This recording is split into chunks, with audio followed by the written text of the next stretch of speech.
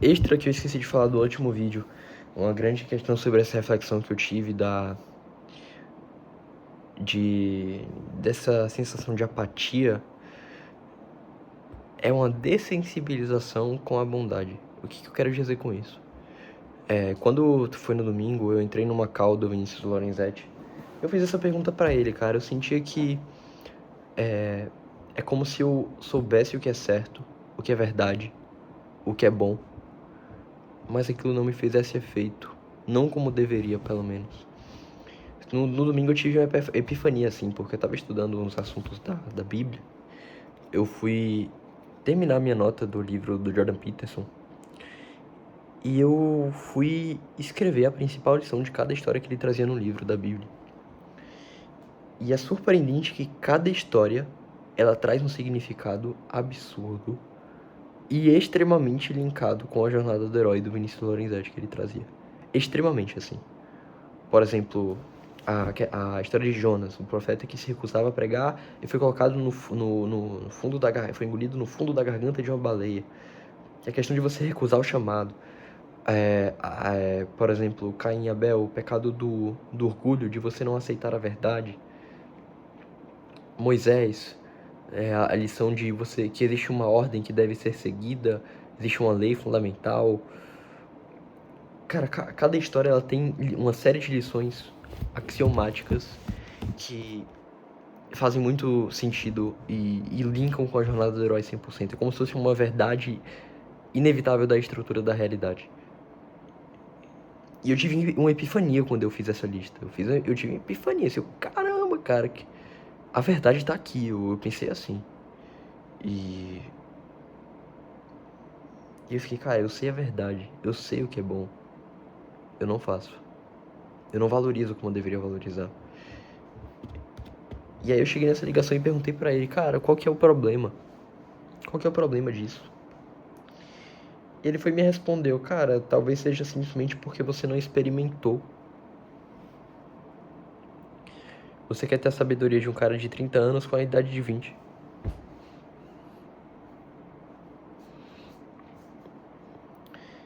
E aí eu fiquei, será que isso é realmente o que eu preciso experimentar? Eu sei que as coisas vão vir com o tempo, mas a impressão que eu tenho é que se acontecesse um milagre aqui comigo,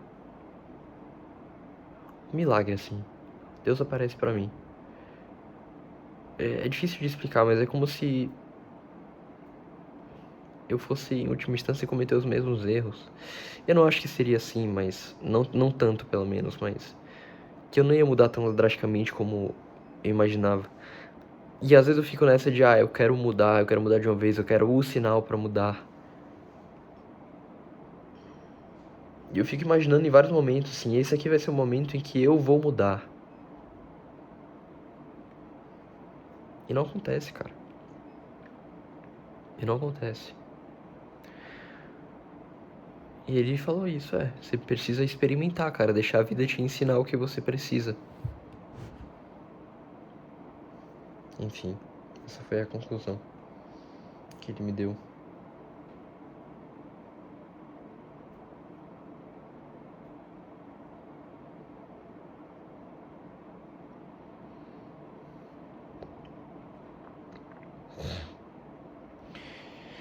E eu cheguei em outra conclusão interessante dessa viagem, que amor é sobre o quanto você vive algo. O quanto você vive algo. Faz muito sentido essa concepção. Porque viver algo é estar no presente com aquilo. A verdadeira felicidade, o verdadeiro amor, a verdadeira forma de viver, seria quando você cessa aquela ideia de que a vida é uma oscilação entre o tédio de ter e a ânsia de possuir. E a ânsia de possuir. É quando você cessa essa ideia. É quando você só quer viver. Você só tá ali, não quero mais nada. Só quero estar aqui. E a única coisa que faz isso é o amor. Você não quer mais nada quando você ama algo ou alguém. Você só quer continuar fazendo aquilo. Continuar com aquilo. E no caso de alguém, esse continuar com aquilo envolve uma visão de futuro, que é você quer continuar desenvolvendo aquilo. Você não ama a pessoa por quem ela é hoje, mas por quem ela pode ser.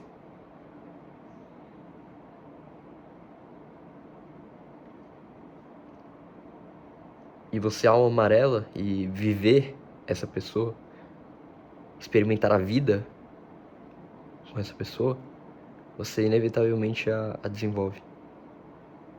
Porque parte dessa vivência é o próprio estimular do desenvolvimento dessa pessoa.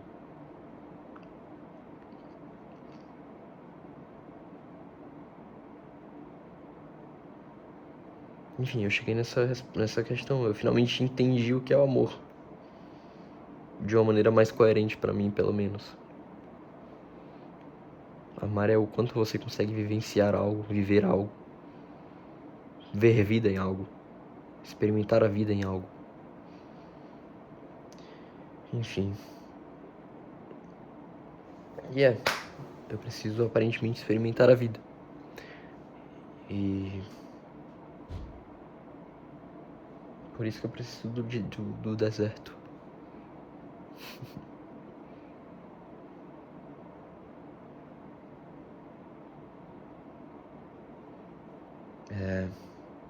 Amanhã é o primeiro dia. 0 vídeos curtos.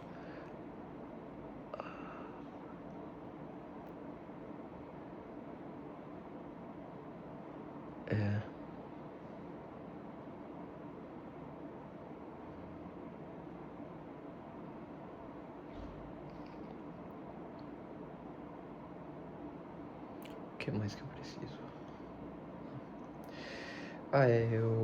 Pois é, eu encontrei minha ex hoje lá.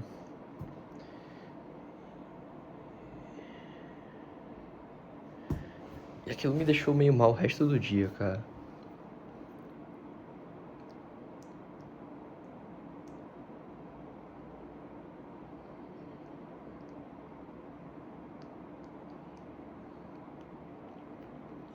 É complicado o tipo de sentimento que eu tenho. Porque é diferente do meu outro namoro,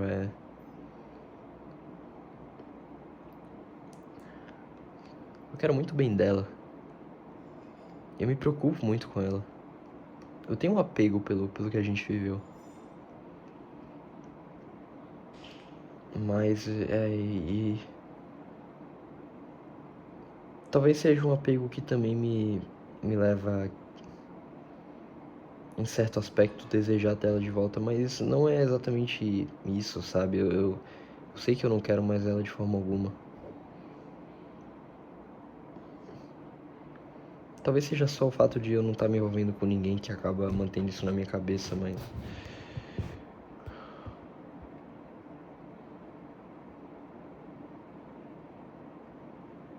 eu só me sinto mal de ver, por exemplo, ela postando roupa de foto com roupa curta e indo pra academia com aquelas roupas, enfim.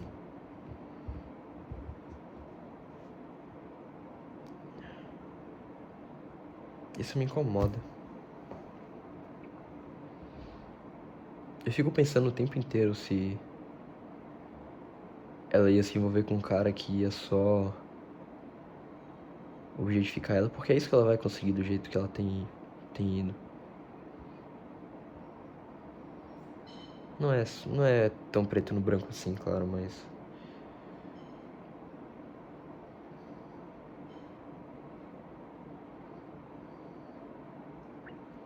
e tem um aspecto de falsa virtude comigo também. Porque hoje, quando eu tava lá na academia com ela, eu fiquei torcendo pra que ela me perguntasse sobre a minha pulseira de São Bento. Fiquei torcendo pra ela me perguntar. Por quê, cara? Por que eu quero exibir isso pra ela?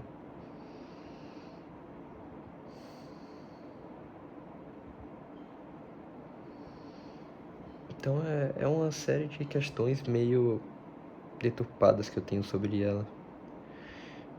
Há um ano atrás eu tava fazendo o evento de lançamento do meu livro. Ela tava lá comigo, me prestigiando. É engraçado a relação de datas. Inclusive, há uma semana atrás eu pedi ajuda dela pra preencher um formulário do meu exame neuropsicológico. Porque é engraçado isso, mas ela era a única pessoa que eu poderia usar, além dos meus pais, pra responder, que me conhecia bastante. Enfim. E eu fico nesse espécie de limbo, sabe? Eu fico pensando nela, mas não é saudável. Eu queria só tirar ela da minha cabeça, assim. Acho que isso vai vir com o tempo, inevitavelmente, mas é diferente do meu outro namoro. Claro, a gente viveu 5 anos juntos, mas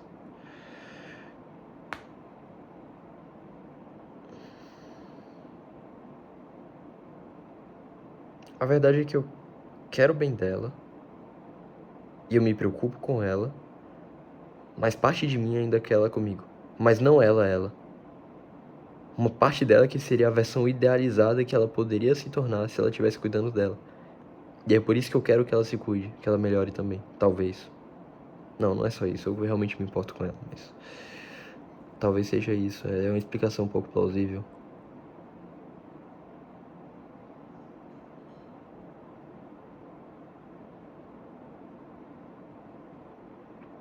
Mas aí eu fico nessa aflição, cara, porque, que nem eu tinha dito no outro vídeo, é o aspecto da minha vida não resolvido, então fica indo e voltando. Eu não me sinto motivado bastante, apesar de tudo, pra querer construir, sei lá, construir o patrimônio necessário pra ter uma família e correr atrás. Porque eu sei que é isso que eu preciso pra poder correr atrás de uma pessoa pra estar do meu lado. Eu preciso ter estrutura pra finalmente começar a ter atitude de ir atrás. E óbvio, corrigir tantas coisas em mim, mas isso inevitavelmente vem tendo estrutura.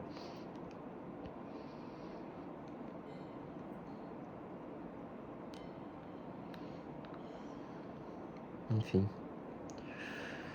Shit happens. É isso que aconteceu. Eu sou muito apegado ao meu passado com ela. Eu tenho a impressão que eu era mais feliz. Mas eu também tenho a impressão de que eu vivia de forma meio ilusória. Não, impressão não, certeza. Certeza. Eu objetificava muito ela, não tinha um porquê pra namorar. Mas eu era mais feliz. É isso, às vezes. Não é às vezes, a verdade dói, né? A verdade dói.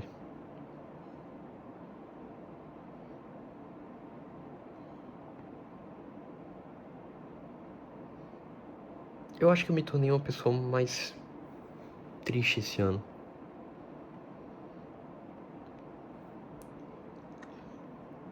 Mas muito mais consciente.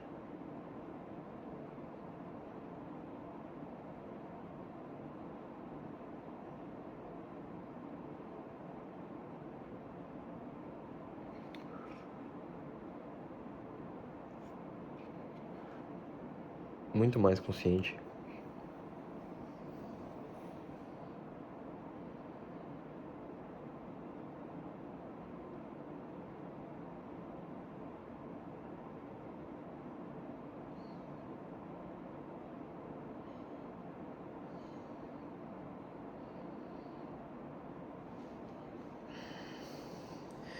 É como se eu tivesse passado por esse ano constantemente por um pseudo-deserto.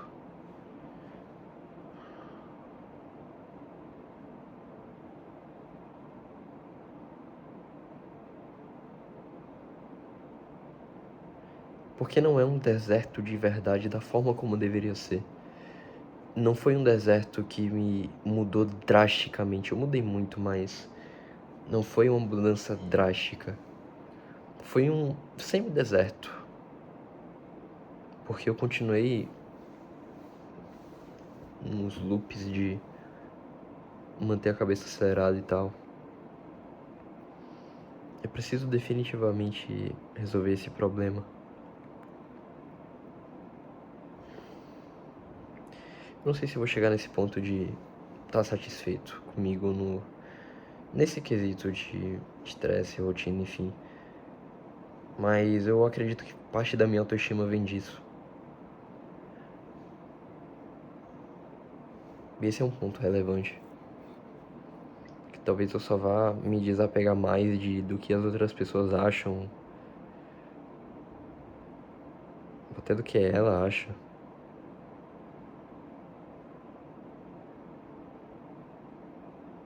Quando eu tenho esse senso de mim mesmo forte, sabe? Eu não tenho esse senso forte de mim mesmo.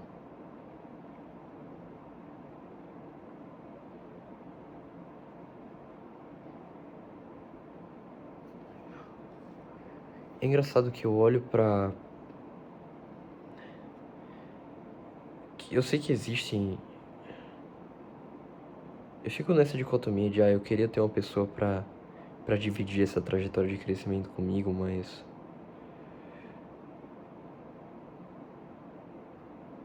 é quase impossível, é ainda mais difícil encontrar essa pessoa nessa condição. Eu maximizo muito minhas chances só me desenvolvendo. Porque é como se eu conseguisse enxergar que a minha trajetória de desenvolvimento é um pouco mais exponencial. Então eu tendo a me destacar mais. Mas eu preciso estar nisso, eu não estou nisso agora. As minhas odds, elas cresceriam mais proporcionalmente. Mas eu fico nessa, e se eu achasse uma pessoa que eu admirasse assim hoje, sabe? Possivelmente essa pessoa não ia, não sei. Aqui eu vou entrar em toda a questão do meu valor hoje, não vou ficar nessa conversa, senão vou ficar aqui até tarde, já tem mais de uma hora de coisa.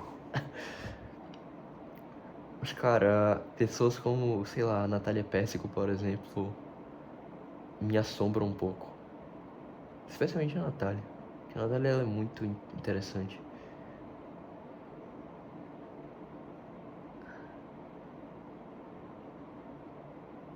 Ela mostra o tipo de pessoa que eu conseguiria ter ao meu lado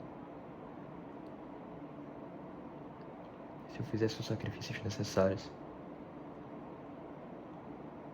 Existem pessoas como ela.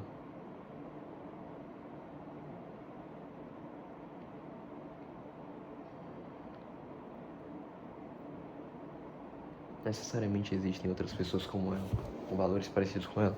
A questão é encontrar. E aí isso junto com outras coisas de... religião.